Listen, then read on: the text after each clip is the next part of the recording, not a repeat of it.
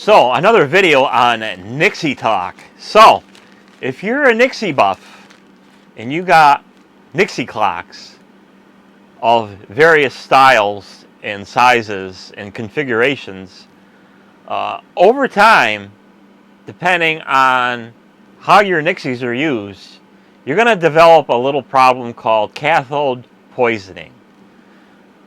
So what cathode poisoning is that when you have a Nixie digit lit and it doesn't use the other digits regularly, what happens is that this digit, let's say this one here, which is always either a 0, a 1, or a 2. Well, that's all the digits that get used. So what happens over time, and especially if something that stays on a single number for a long time, the emissions coming off the cathode gets deposited on the adjoining cathode. So it's kind of like carbon, I guess you could say, for a layman's term. So what happens is that enough buildup occurs on the cathode of the tube, so when that digit lights, it's splotchy, and it looks bad. Visually, it looks bad, and it comes to a point where it gets so bad, the tube, that particular cathode, will barely light, and it just looks bad. So, to fix it, if you're a Nixie buff, you get one of these Nixie tube healers / testers. So this is from Spark Tube, and this is version 3 of their Nixie healer. And this one is catered, and they're all catered. So version 1 through version 3, they're all catered to, and they got one provision for N18 Nixie tube. I don't know why they provided just for a single Nixie, but it does have provisions on here, and there's some you use the standoffs, the sockets on the tube socket to you can put some test clips on there. So if you got an oddball Nixie, you can do the same thing that this thing does. It's also got some little provisions here to put a pair of headers on there, and one says anode, one says cathode. But I tried that on my other version 2, and it never worked. It resulted in a direct short, so it never worked correctly. Or maybe it was just that board just didn't work right. But what I normally do is I use the provisions on the tube socket here, and you're going to be using your anode and your whatever digit cathode, and hook them up. And this little guy has its own little microcontroller on here that allows you to, if you're using an N18, you can select the digits and then the mode. And there's 2 modes on here. One is to light it up, and the other one zaps all the cathode poisoning deposits off of it. And it's something that takes some time, depending on how bad it is. I was mentioning in an earlier video how I had to work on that one up there, and I don't remember which digits were starting to get poisoned. But the sooner you do it and the sooner that you notice it, the better off you are, because it'll take a lot less time to fix it. So there's lots of data sheets on the tube, on the webs here, where you can get the pinouts for the various tubes. So I have the 2 common ones, and this is a separate box of test clips you can get. I got them through Amazon and stuff like that. So all you need is USB power to run this little bugger, to fix all the issues that you may have occurred. So this is the Spark Nixie healer, if you haven't already known. And it tells you the general guide how to use this thing. Of course, this being all open, you will get voltage kissed by this. If you touch these capacitors or various parts on the board, it will kiss you Good. So it says very powerful capacitors are used in this work of the healer, which is dangerous to your health. Well, you might send a shock through your heart and stop it if you're stupid. It says don't turn on or take any measurements without any Nixie tube connected. Well, you know, that's obvious. And of course, you need about a 1 amp power supply. And then if you want more detailed manuals, you can go to www.spark-tube.com and find out all the goodies for this. Nixie tubes are products from 1970s through 1990. Please don't compare the quality to modern technology.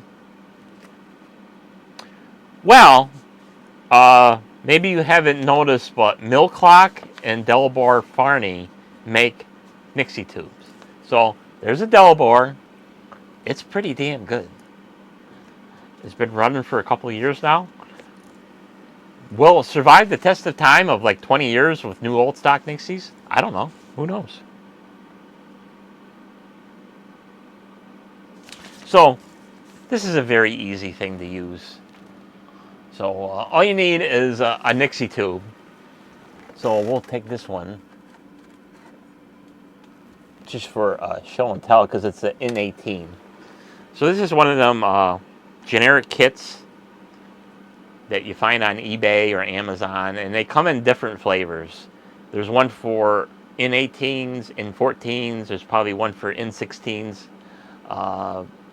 Of course, and then probably all the little oddballs, including the like IN12s and stuff like that. So this little guy, you know, this is how it comes, plus a little USB cord, and then it's battery backed up, and it keeps excellent time. It does have a little LED in there that you can screw with, and it's got 3 buttons, so you don't need any special apps or blah blah blah to program it.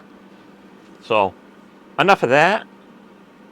So we got our little N18 there, and all tubes, most tubes are indexed in some way, shape, or form. So the N18s, they got a little gap between 2 pins. So you just, for this particular setup, to make it easier to show and tell, there's a little gap, and I got it toward the top of the board. So we'll just plug in the tube, and of course, make sure you got all the pins and sockets lined up before you push it home, just so you don't screw up the sockets on the board or damage the tube. And that's all you got to do. And then when you're using the little test clips, and you do the same thing for an oddball Nixie, you look for your anode. There's like on IN18s, there's actually 2 anodes, and then you got all your cathodes that you can hook up to. But you can download, like I said, you can download a schematic for your tubes, because you got like on an IN18, you got numbers 0 through 9, and then you got there's one pin on there that's there's a couple of pins that are not connected, so they're just so they're there. So our pin 1, if you're looking at the bottom of the tube, pin 1 going clockwise past the gap, you got not connected, then you got number 4, number 5, then you got anode number 2, number 6, number 7, number 3, then a not connected, 8, 2, 1, and anode 1, and then 0 and 9. So that's how the pin outs. So if you want to use the wires, you find your anode, and then you hook up your cathode, and then you zap it.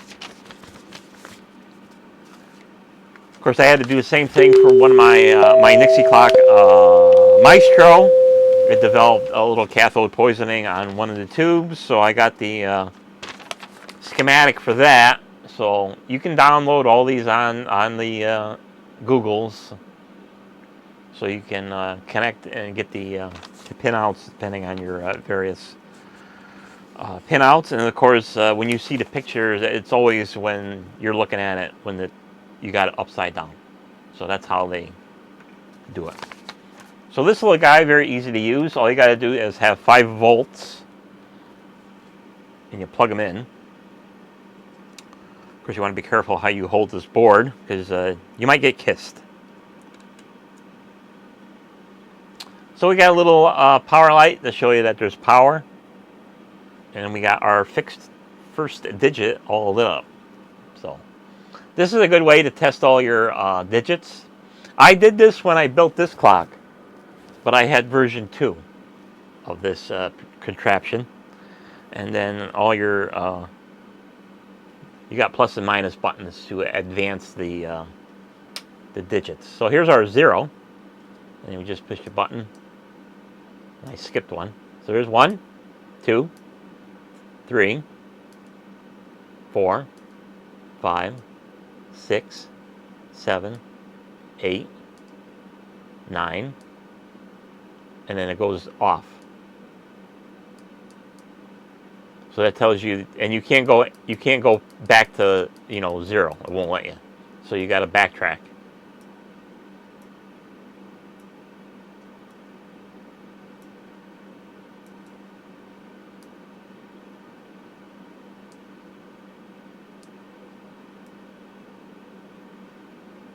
So you can use all the different modes, and it's a good way to test out which digit has the cathode poisoning on there.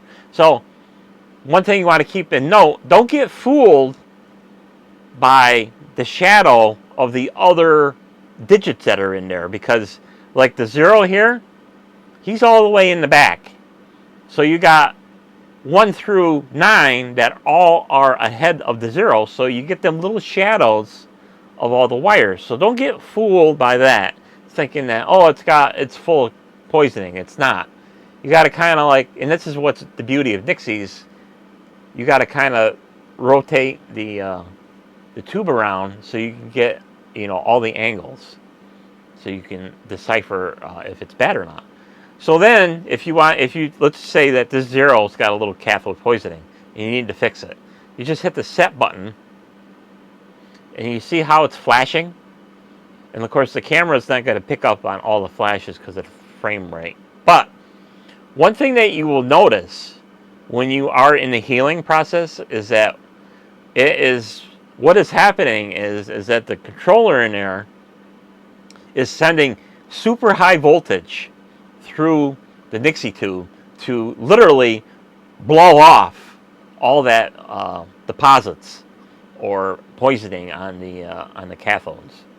So while it's doing that, you can, and it depends on the tube. A lot, and depending on how bad the poisoning is, how long it will take to clear it up. See, like this tube, it doesn't have any because I've already obliterated it. I think it was the 8 and the 7, I believe, that had it. Or if you got the time or are willing to take the time, you can go through all the digits and clean them all up. See, like, and it might take something that's clean like this, let's just say like 15 minutes. 15 minutes later, you hit the advanced button, and then you can clean up the 1, and then go through that. And then 15 minutes later, you can go to the 2 and do that, and so on.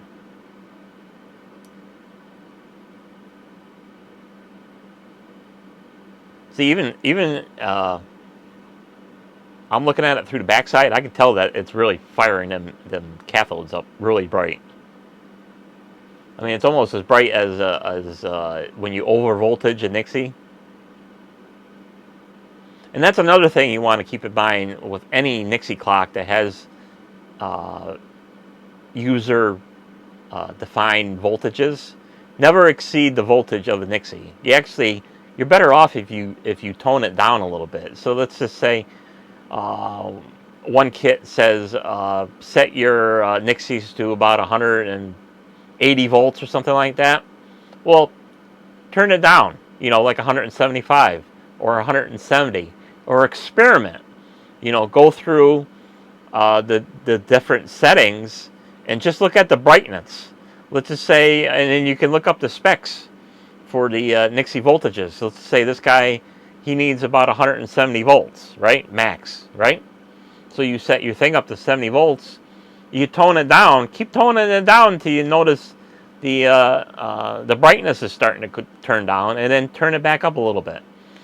It will super prolong the life of your Nixies. They might even last a lifetime, as long as the gas stays in them, or they don't get damaged by outside physical forces.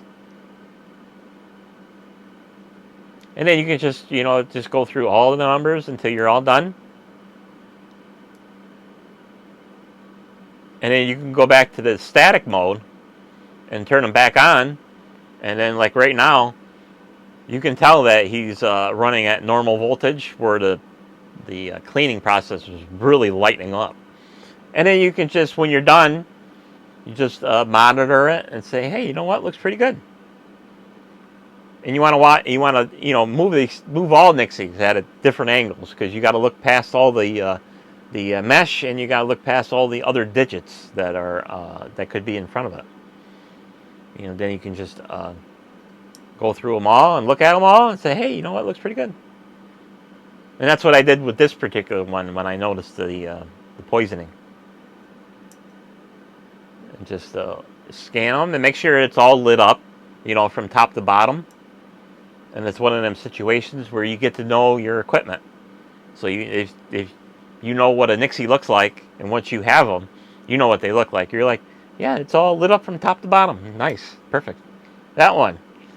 Especially when you got like 5s and 2s and you got that straight line, sometimes they don't light up all the way.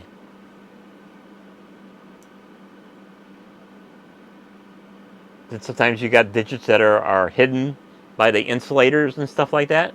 You got to kind of, look at it from the bottom up. Say, hey, you know what, it looks pretty good. Same thing with the 3. 3's got 3 flat tops for an 18.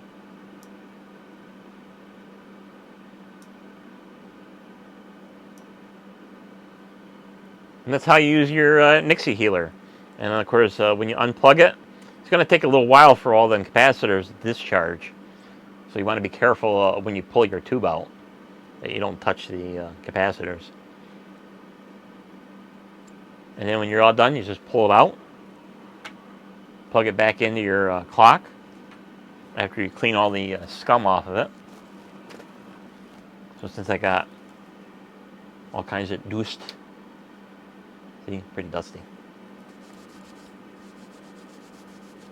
Clean the dust off and the grime. There's actually so much grime on it, it's actually dirty.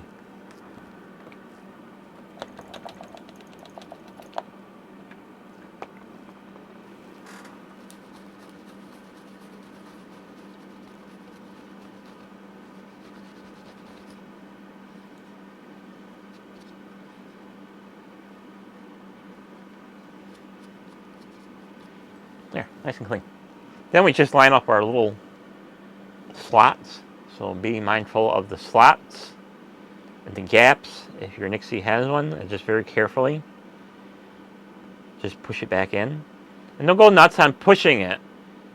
Once it stops, don't push it no more, because you got to remember, each of them pins is being sealed by glass. So if you fracture the glass by pushing too hard, the neon's going to escape, and then you're going to have a dead tube in short order. Ask me how I know.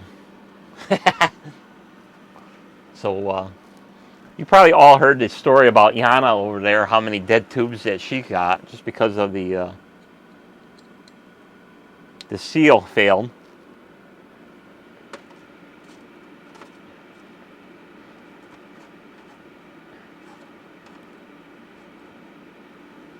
So, that takes care of the little spark gap Nixie tester / healer. So, like I mentioned on the beginning of the video, if you got Nixies and stuff like that, and you start seeing the cathode poisoning in them, if you can get it early enough, get it fixed right away. Don't wait, because it just gets worse as time goes on.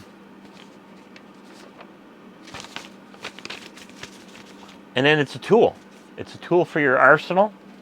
And of course, for me, I don't have a problem of purchasing tools, because there might be a day you might need it. And I did need that spark tube tester. So it did fix that Nixie and stuff like that. And I would imagine if you dug enough, you probably could find adapters to adapt all the various Nixie tubes to this thing. I do believe they were out there. I did see them, but you might have to just use the wires and stuff like that. So that's it for this particular video of Nixie and VFD banter. Thanks for watching, and we'll see you in the next video. Bye bye.